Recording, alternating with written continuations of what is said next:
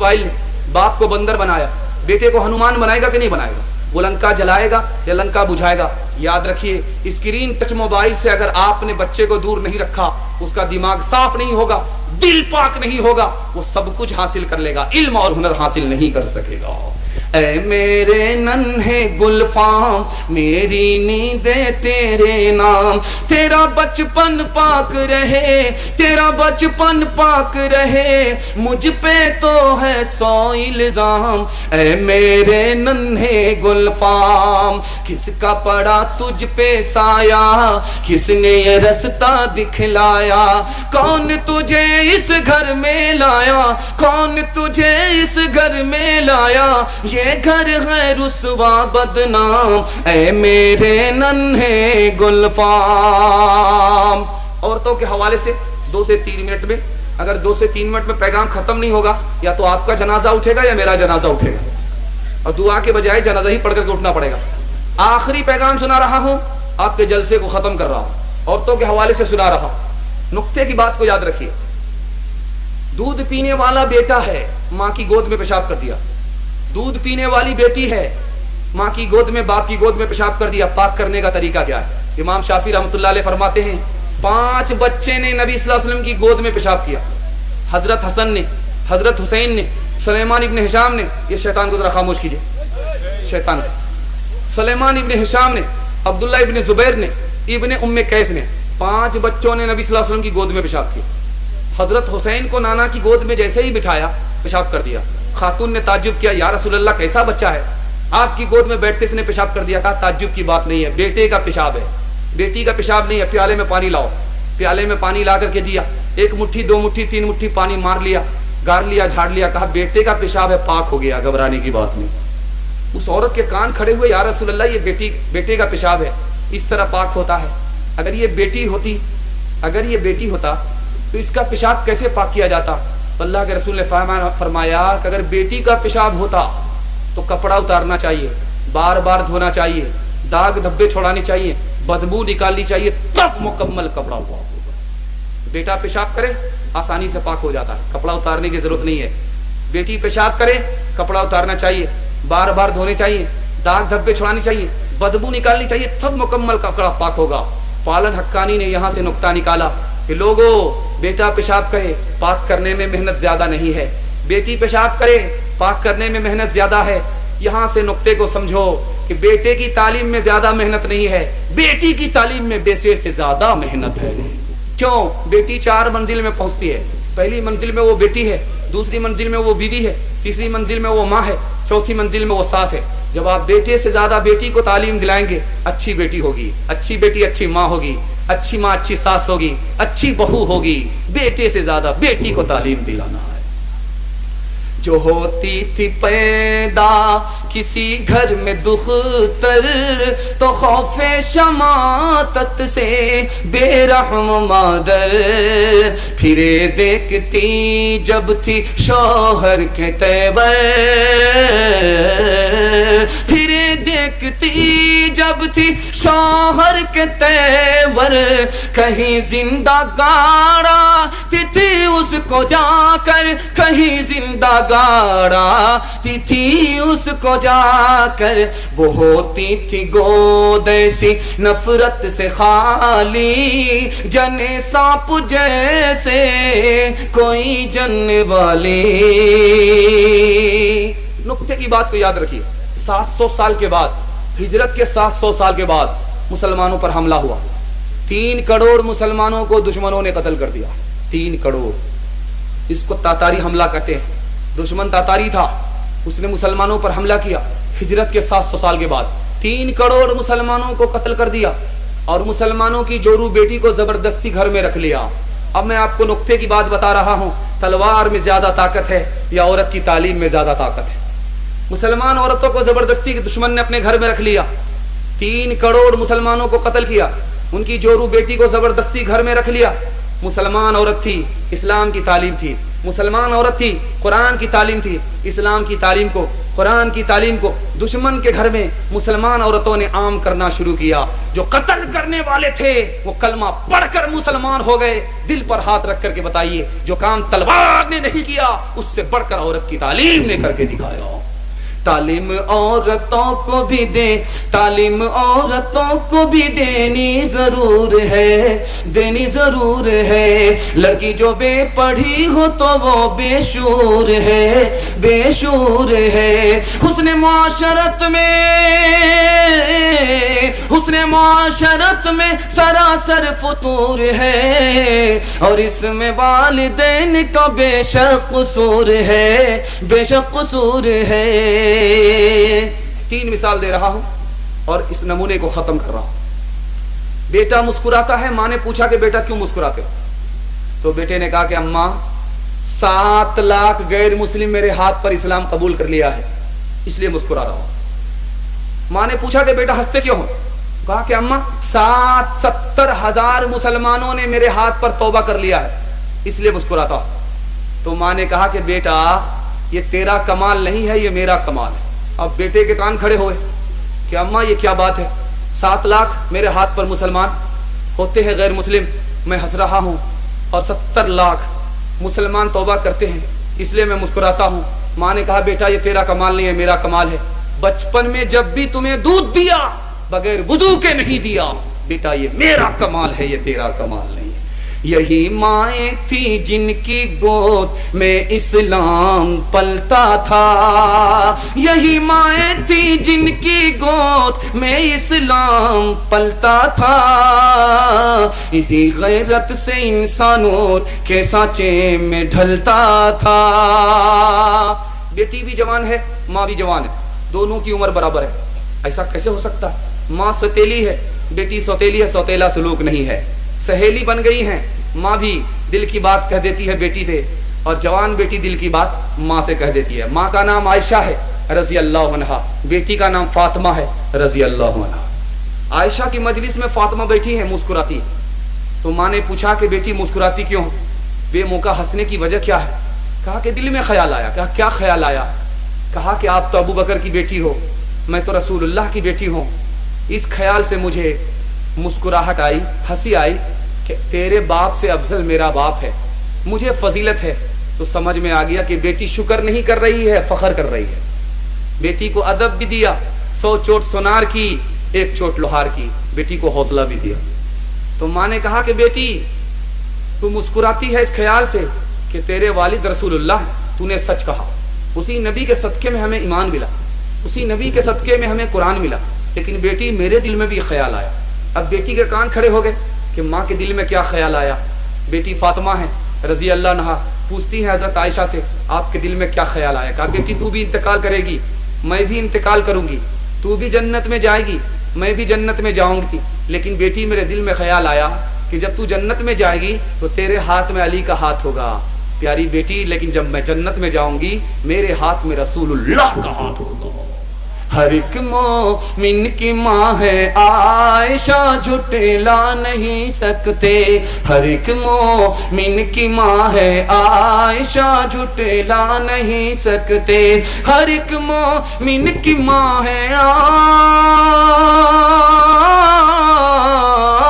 हर एक मोमिन की माँ है आयशा, झुठला नहीं सकते।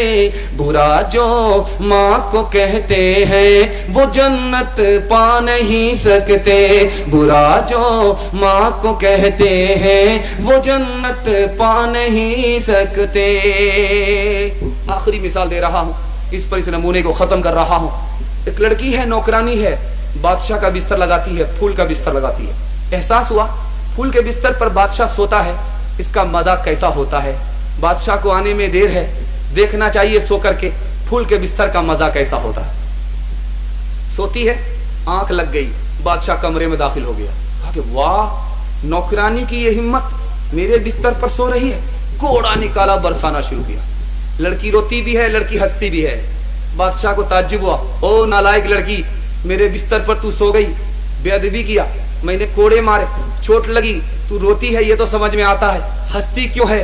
तो लड़की ने क्या जवाब दिया? सबको अल्लाह ऐसी होनहार बेटी अता फरमाए। उसने कहा कि बादशाह सलामत, हंसने की वजह यह है, मैं तो थोड़ी देर आपके बिस्तर पर सोई, थोड़ी देर आंख लग गई, बिस्तर पर सोई, आपने इतने कोड़े मारे, आपने तो इस बिस्तर पर जवानी खत्म कर दी, बुढ़ापा आ गया। खुदा से मतलब नहीं, रसूल से मतलब नहीं, खुदा तुम्हें कितने कोड़े मारेगा। दुनिया भी अजब सराए फानी देखी,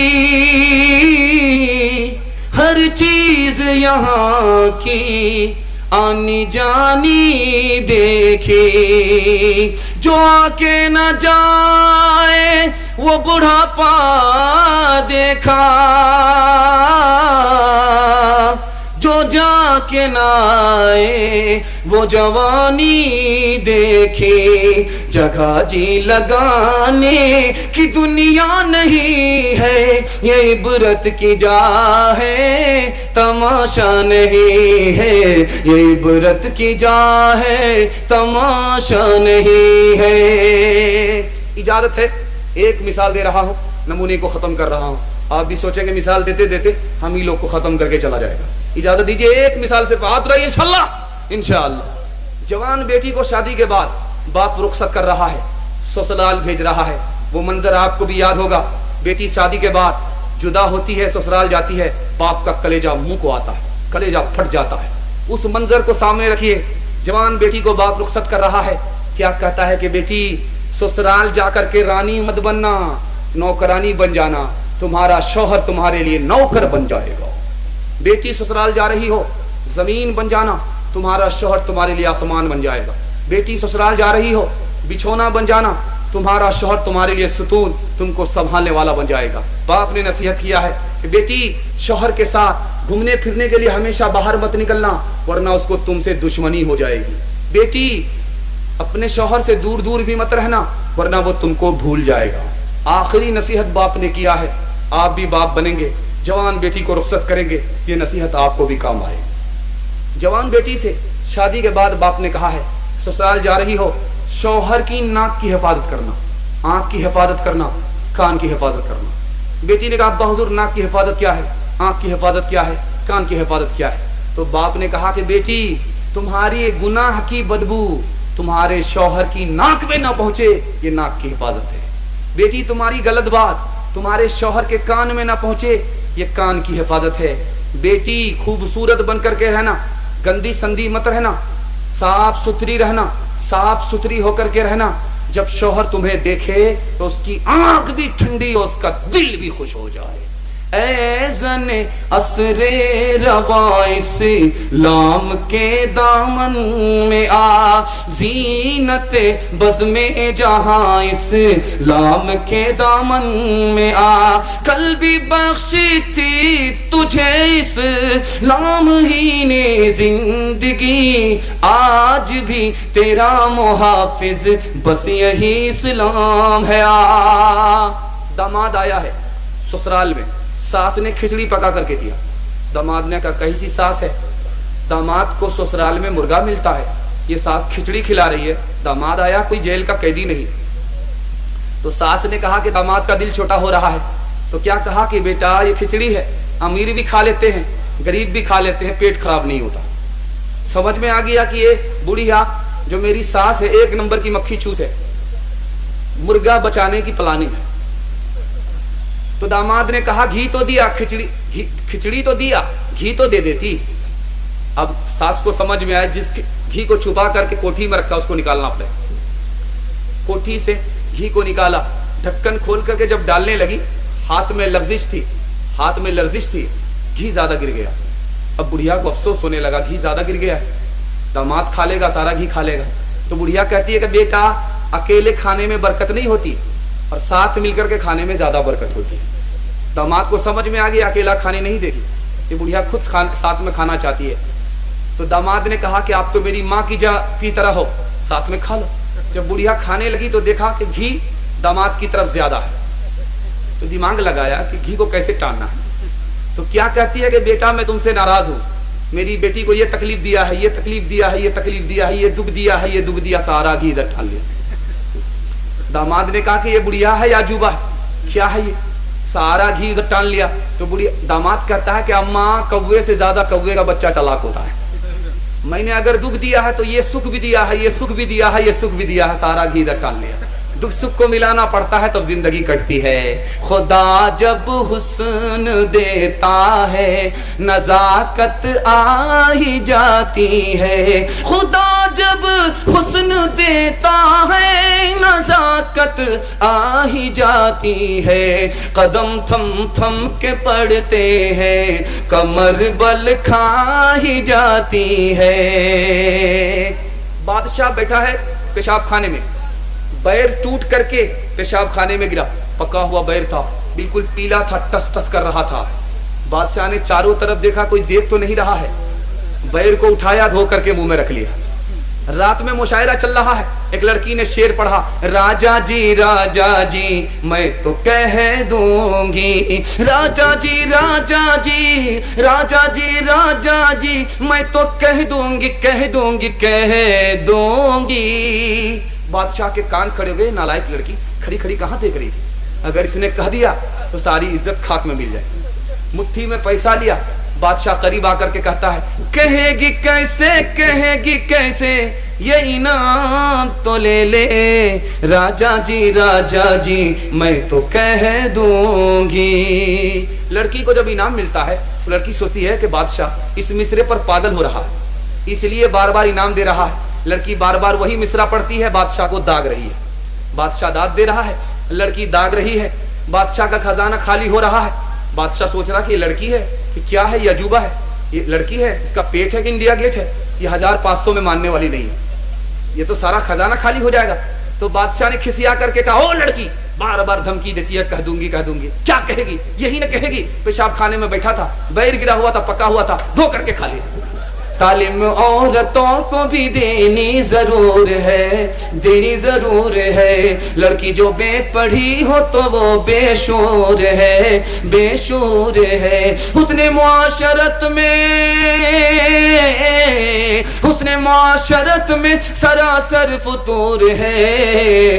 इसमें वालिदैन का बेशक कसूर है, बेशक कसूर है। 3 काम कीजिए, 3 काम छोड़ दीजिए, अल्लाह दुनिया भी बना देगा, दीन भी बना देगा। हाथ उठाइए। 3 काम कीजिए, अल्लाह की इबादत करेंगे इंशाअल्लाह, रसूलुल्लाह की इताअत करेंगे इंशाअल्लाह, मखलूक की खिदमत करेंगे इंशाअल्लाह।